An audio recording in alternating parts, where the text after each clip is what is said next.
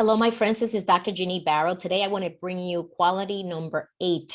What are the leadership qualities that leaders must possess today to lead in this time of high uncertainty? We are facing many different challenges, from going back to work, reintegrating our workforce, to continually trying to engage our employees to the highest possible level, and also making sure that we meet the needs of our clients and the stakeholders that are relying on our services and products. The economy doesn't help, constantly changing. And so we have so much that we are already dealing with as leaders.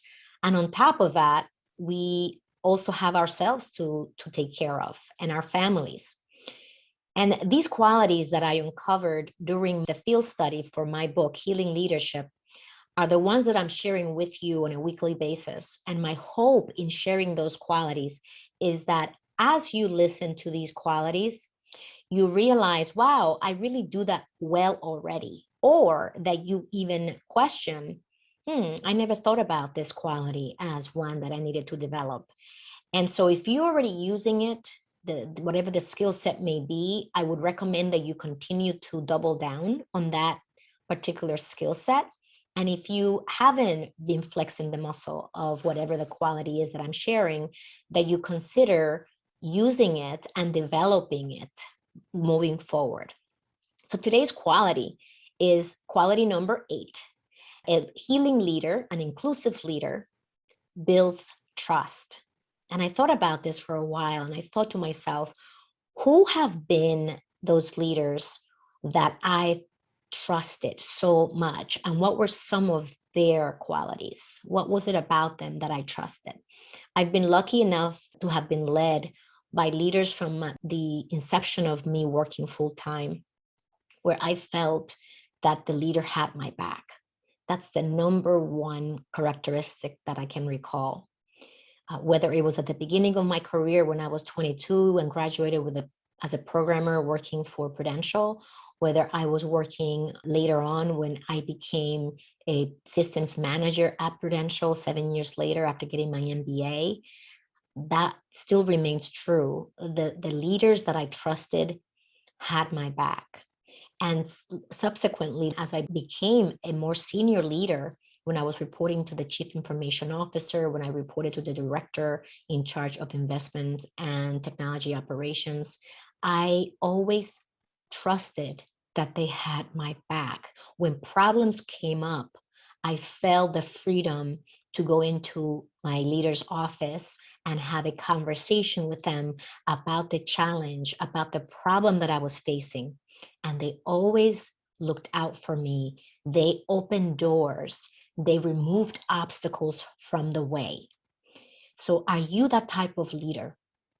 Are you going to bat for your employees? I remember one specific example. I was always reporting to technology most of my career. And one of the business stakeholders went to my manager at the time complaining about me. My role was a project manager, and they were saying, Ginny, she's so tough. She always wants to get this information, X, Y, and Z. And my manager defended me and said, that's her job. She's a project manager responsible for the technology projects for the operations group. And her job is to make sure that nothing falls through the crack. And when we sat down, he gave me the feedback that somebody was saying that I was maybe too pushy. And I got the feedback, but the way that he delivered it was to say that he had my back and that he defended me in the process. And subsequently, that built even more trust in my leader. How about you? Are you going to bat for your employees? Do they feel that they can trust you because what you say and what you do are in alignment? Are you sticking up for them? Are you expressing and communicating their role when you are in meetings when they're not present? And perhaps something is being said that isn't positive about your employee. How are you sticking up for them? How are you communicating to them the expectations of them and the expectations of the business, the expectations in the marketplace? How are you powerfully being transparent with them? about what is going on and the solutions that are needed and the problems that need to be solved? How are you valuing them and empowering them to do their job? Those are all qualities and characteristics of leaders who build trust. Another way to build trust is to listen powerfully.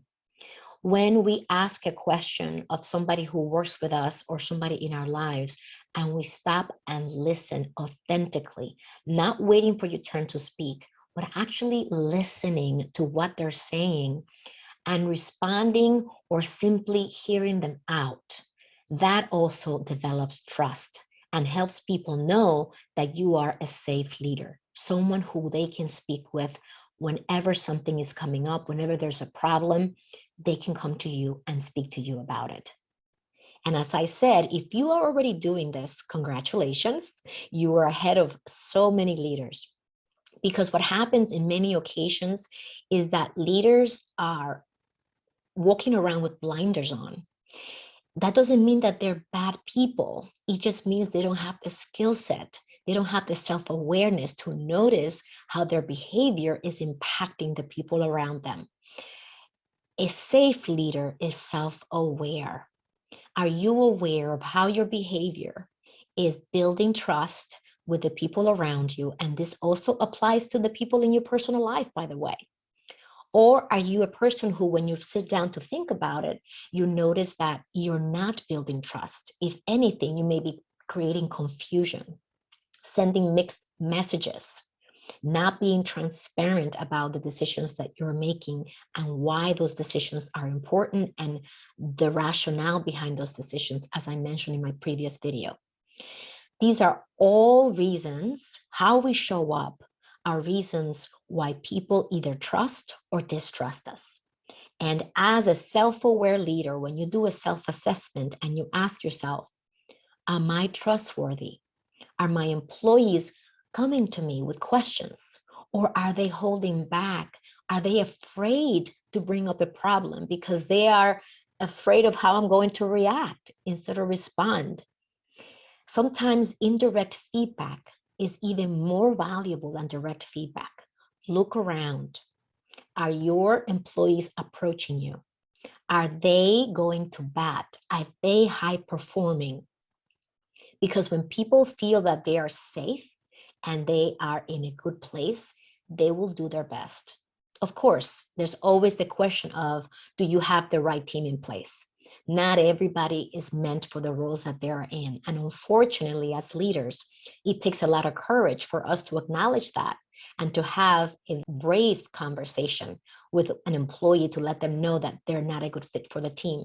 And trust me, they're not thriving in your team, they could be thriving in another team. So there's always the question of performance. And as all my clients know, to me, performance is the entry ticket. We have to show up, we have to perform. Above and beyond that, we then need to make sure that we're taking care of our teams and that we are empowering the team and enabling them to do their best work. And if we're not, and we know that because they're not performing at their best, we start by looking at ourselves first. And then once we make that assessment, decide whether there's something that you need to tweak as the leader or whether there is something you need to handle with your employee because they're not prepared or don't have the skills that are required to succeed in their role. At the end of the day, everybody's rewarded for doing a great job, whether it's selling the product, selling the service, or providing the product or services that your organization is there to provide. And as a leader, when we are self-aware and we look around and we see the results that we're getting, that is our sign whether or not we're doing a great job. If your team is struggling, if your team is floundering in survival mode, walking around stressed out, and their performance is lackluster, let's start by looking at you first. That will give you a great deal of insight and then assess how to move forward in a constructive way. And if you need help and support to do that, you can always reach me at callwithginny.com. These 41 leaders that I interview for my book, Healing Leadership, are experts across industry. from all types of backgrounds. And it was with their insights that we uncovered the 21 critical leadership qualities that leaders must possess today. And today it was my honor to discuss quality number 8 with you. An inclusive, engaging, and safe leader builds trust. I hope that this video is helping you become more self-aware of whether or not you possess these qualities. And if you do, double down on those. And if you don't, it's time to start looking how to continue to develop your skill set and retool to be prepared to support your team and to help your company reach all its objectives. I'll talk to you soon.